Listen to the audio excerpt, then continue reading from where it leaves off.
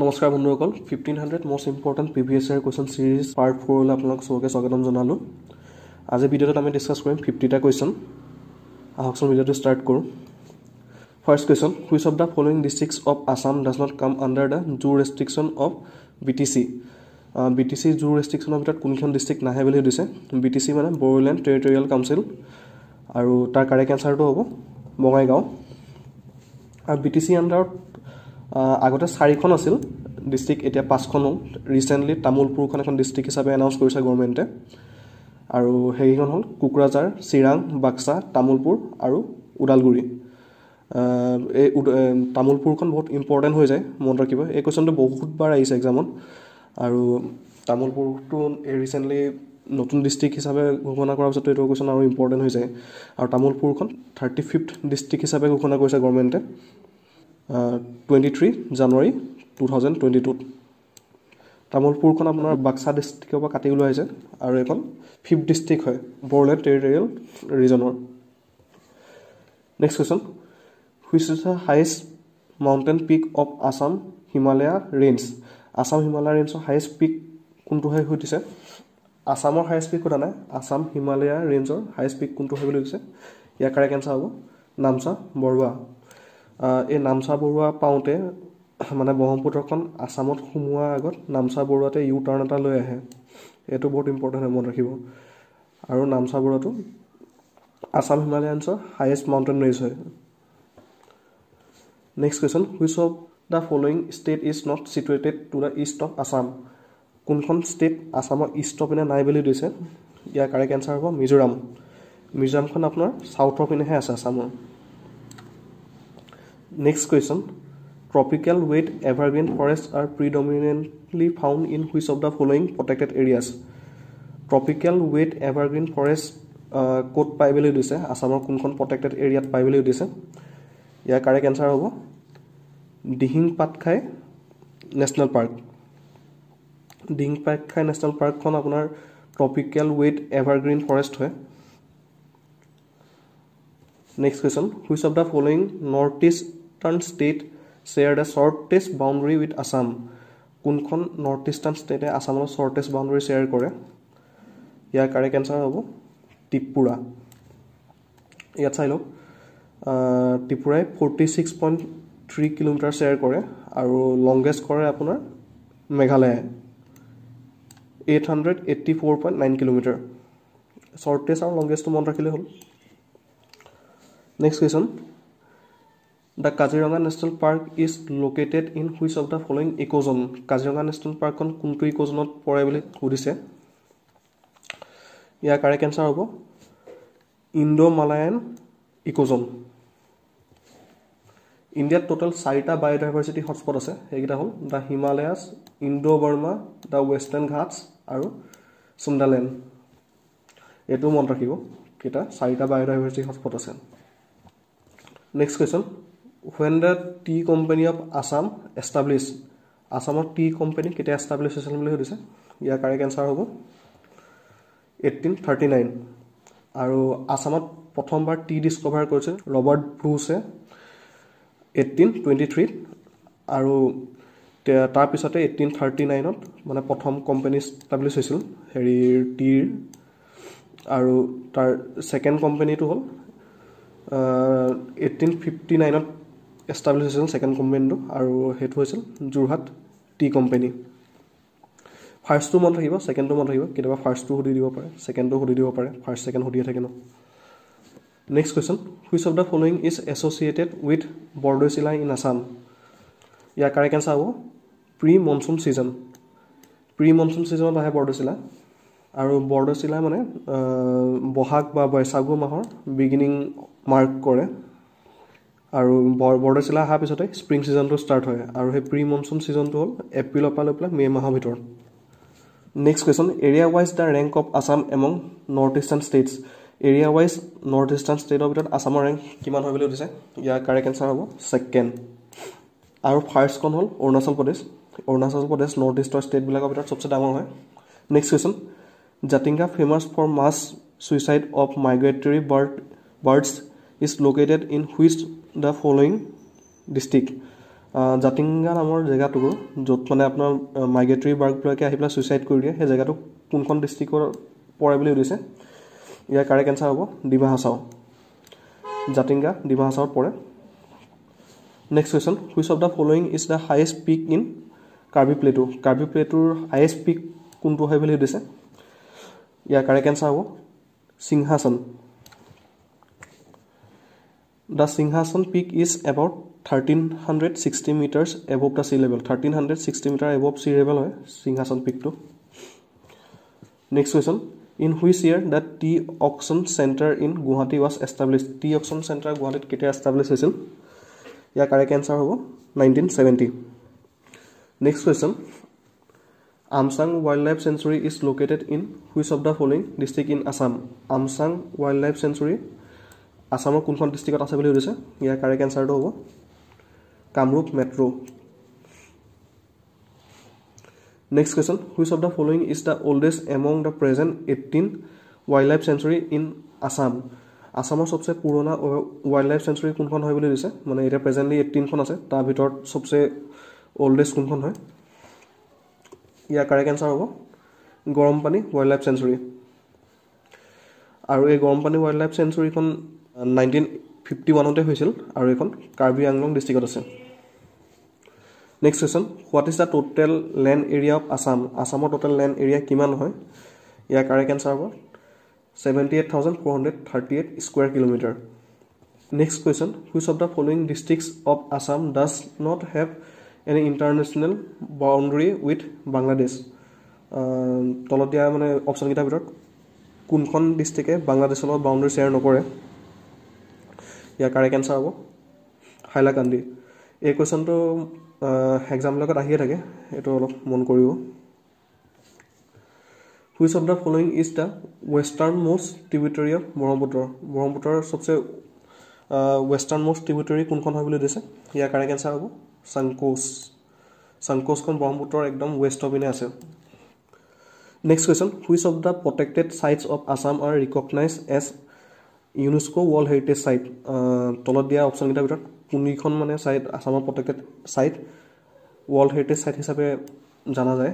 ইয়াৰ correct এনচাৰটো হ'ব Kaziranga national park and Manas national park. এইখন আপোনাৰ 1985ত ৱৰ্ল্ড হেৰিটেজ চাইট হিচাপে মানে ডিক্লেয়াৰ কৰিছিল। Next question, as per 2011 census, the growth rate of population of Assam during the decade of 2001 to 2011 is 2011 census মতে আছামৰ population growth rate কিমান হয় বুলি কৈছে। ইয়াৰ কাৰেক্ট এনচাৰ হ'ব 17.7%। Sex ratio wise the rank of Assam among the state of India is sex ratio হিচাপে আছামৰ all India ভিতৰত ৰেংক কিমান হয় বুলি কৈছে। ইয়াৰ কাৰেক্ট এনচাৰ হ'ল 16। Next question, which of the following cash crop is not produced in Assam? কোনটো crop আসামত produce নকৰে বুলি দিছে। ইয়াৰ correct answer হ'ব tobacco। Next question, which of the following is true regarding the coal fields in Assam? আসামত পোৱা coal field বিলাকৰ বিষয়ে কোনটো true হয় বুলি দিছে। তলত দিয়া অপশ্যন কেইটাৰ ভিতৰত ইয়াৰ correct answer হ'ব high sulfur content। মানে আসামত যোনবিলাক coal field আছে তাত high sulfur content পোৱা যায়। Next question, which district of Assam has the highest number of tea gardens? Assamor kunkhon district of ভিতৰত highest tea garden পোৱা যায়। ইয়াৰ correct answer হ'ব ডিব্ৰুগড়। সেইকাৰণে ডিব্ৰুগড়খন টি চিটি অফ ইণ্ডিয়া বুলিও কোৱা যায়। ইয়াত highest number of tea gardens পোৱা যায়। ইয়াত চাওক ডিব্ৰুগড়খনত টোটেল 177খন টি গাৰ্ডেন আছে আৰু হেতু গোটেই আমাৰ আসাম ষ্টেটখনৰ ভিতৰতে হাইয়েষ্ট হয়। সেইকাৰণে ডিব্ৰুগড়খন টি চিটি অফ ইণ্ডিয়া বুলিও কোৱা যায়। Next question, the average height of Assam from sea level is Assamor average height sea level বা কিমান হয়। ইয়াৰ correct answer হ'ব 79.5 meter। Next question, dash is the oldest refinery of India. Indiaৰ oldest refinery কোনটো হয় বুলি দিছে। ইয়াৰ correct answer হ'ব Digboi refinery. এখন আসাম বুলিয়ে নহয় ইণ্ডিয়া বুলিয়ে নহয় গোটেই এছিয়াৰ ভিতৰত সবচে পুৰণা ৰিফাইনাৰী হয় আৰু এই ডিগবৈ ৰিফাইনাৰীখন 1901ত কমিশ্যন হৈছিল। Next question, the tropical rainforest in Assam is Assamor tropical rainforest কোনখন হয়। ইয়াৰ কাৰেক্ট এনসাৰ হ'ব Dihing Patkai national park next question which of the following district of Assam has the lowest literacy rate আছামৰ লোৱেষ্ট লিটাৰেচাৰী ৰেট থকা district কোনখন হয় বুলি দিছে ইয়াৰ কাৰেক্ট এনসাৰ হ'ব Dhubri next question which of the following is type of rice has the highest production and also' highest area under cultivation in Assam কোনটো টাইপৰ ৰাইচ মানে আছামত হাইয়েষ্ট প্ৰডাকশ্যন হয় আৰু হাইয়েষ্ট কাল্টিভেশ্যন হয় ইয়াৰ কাৰেক্ট এনসাৰ হ'ব aromatic rice next question which of the following products in Assam have geographical indication tag তলত দিয়া অপশ্যনকেইটাৰ ভিতৰত কোনটো প্ৰডাক্ট বা প্ৰডাক্টছে GI টেগ পাইছে ইয়াৰ কাৰেক্ট এনসাৰ হ'ব both BNC মানে মুগা সিল্কও পাইছে আৰু গামোচাও পাইছে next question in which of the following year tea was discover in Assam tea আছামত কোনটো ইয়াৰ ডিস্কভাৰ হৈছিল এইটো আগতে কৈছিল ৰবাৰ্ট বুছে ডিস্কভাৰ কৰিছিল 1823 so ইয়াৰ কাৰেক্ট এনসাৰ হ'ব 1823 next question which of the following districts in Assam has the highest population আছামৰ কোনখন ডিষ্ট্ৰিক্টত হাইয়েষ্ট পপুলেশ্যন আছে ইয়াৰ কাৰেক্ট এনসাৰ হ'ব Nagaon next question which Lok Sabha constituency of Assam is reserved for SC কাৰণে কোনখন লোকসভা কনষ্টিটুৱেঞ্চি আছামত ৰিজাৰ্ভ হয় ইয়াৰ কাৰেক্ট এনসাৰ হ'ব Karimganj next question which of the following area in Assam is known for feral horse feral হৰ্চৰ কাৰণে কোনটো এৰিয়া আছামত বহুত পপুলাৰ হয় ইয়াৰ কাৰেক্ট এনসাৰ হ'ব Dibru Saikhowa national park Dibru Saikhowa national পাৰ্কত ফেৰেল হৰ্চ পোৱা যায় next question as per the data of 2011 census the literacy rate of Assam is approximately 2011 census or data মতে আসামৰ literacy rate কিমান হয় approximately ইয়াৰ কাৰেক্ট এনসাৰ হ'ব 72% next question when did transport department of Assam was established আসামৰ transport department to কেতিয়া establish হৈছিল ইয়াৰ correct answer হ'ব 1948 next question the major reserve of limestone are in dash and dash districts limestone or major reserve কোনখন ডিস্ট্ৰিক্টত পোৱা যায় বুলি কৈছে ইয়াৰ correct answer হ'ব Dima Hasao and Karbi Anglong এই ডিমা হাছাও আৰু কাৰ্বি আংলঙতে হাইয়েষ্ট লাইমষ্টোন পোৱা যায় next question population wise rank of Assam among the states of India is population wise আছামৰ ৰেংক গোটেই ইণ্ডিয়াৰ ভিতৰত কিমান হয় ইয়াৰ কাৰেক্ট এনসাৰ হ'ব 15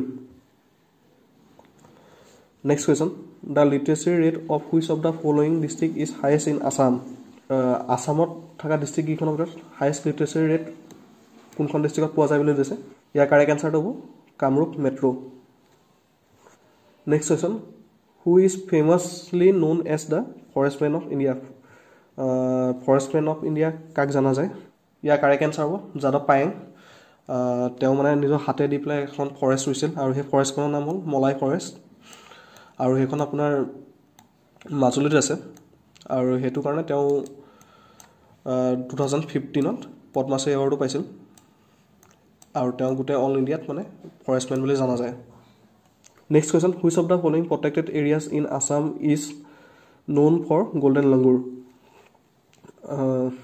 গল্ডেন লাংগুৰৰ কাৰণে কোনখন জেগা বিখ্যাত হয় বুলি দিছে ইয়াৰ কাৰেক্ট এনসাৰ হ'ব চক্ৰশিলা ৱাইল্ড লাইফ চেঞ্চুৰীৰ ভিতৰত চক্ৰশিলা ৱাইল্ড লাইফ চেঞ্চুৰী হ'ব আৰু নেশ্যনেল পাৰ্ক বুলি ক'লে ৰাইমনা নেশ্যনেল পাৰ্ক গল্ডেন লাংগুৰৰ কাৰণে ফেমাছ হয়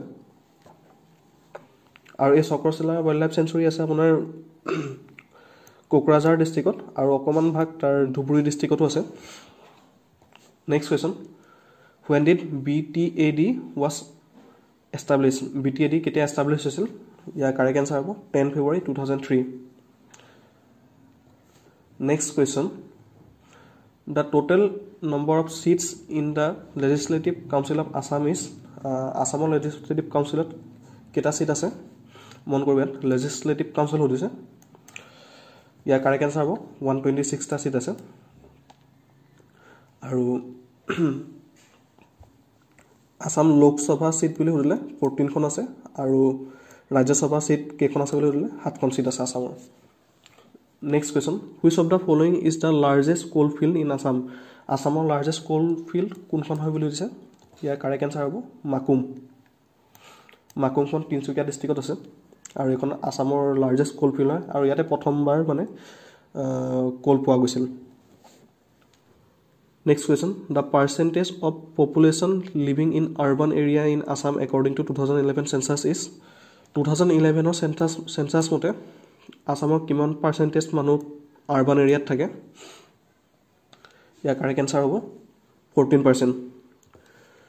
Next question, how much land of Assam has been occupied by forest Assam kiman bhag area forest occupy kore bole dise ya correct answer hobo 34.21%. Next question, which of the following district of Assam does not have any international boundary?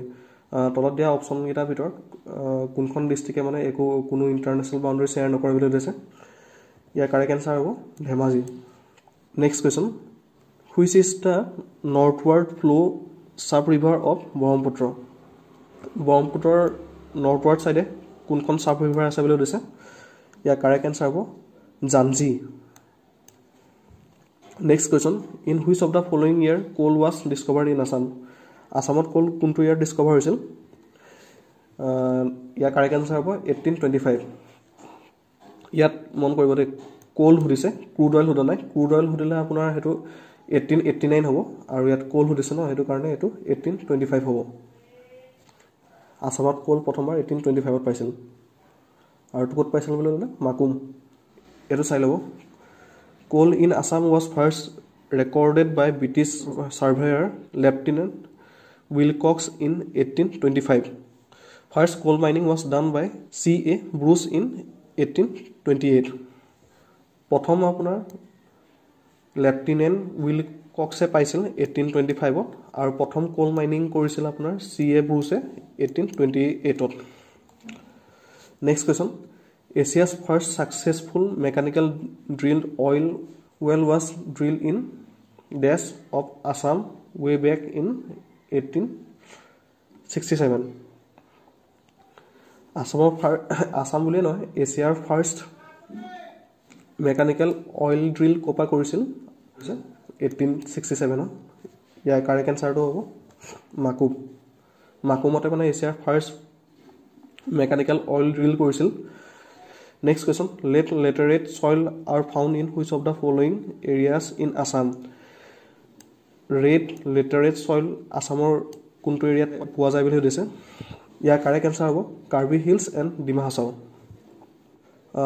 আজি ভিডিঅ'টো ইমানে যদি ভিডিঅ'টো ভাল পালে চেনেলটো subscribe কৰি দিব ভিডিঅ'টো লাইক কৰি দিব পাৰিলে এটা কমেন্টও দি দিব কেনেকুৱা লাগিলে আৰু এনেকৈ মই 1500 টা কোৱেশ্চন মানে দিম এতিয়ালৈকে টোটাল 100 টা হৈছে এই ভিডিঅ'টোৰ লগত মিলাই তেন্তে ইয়াৰ পিছৰ ভিডিঅ' বিলাক চাবৰ কাৰণে চেনেলটো সাবস্ক্ৰাইব কৰি থৈ দিব তেন্তে আইছো আজিলে ধন্যবাদ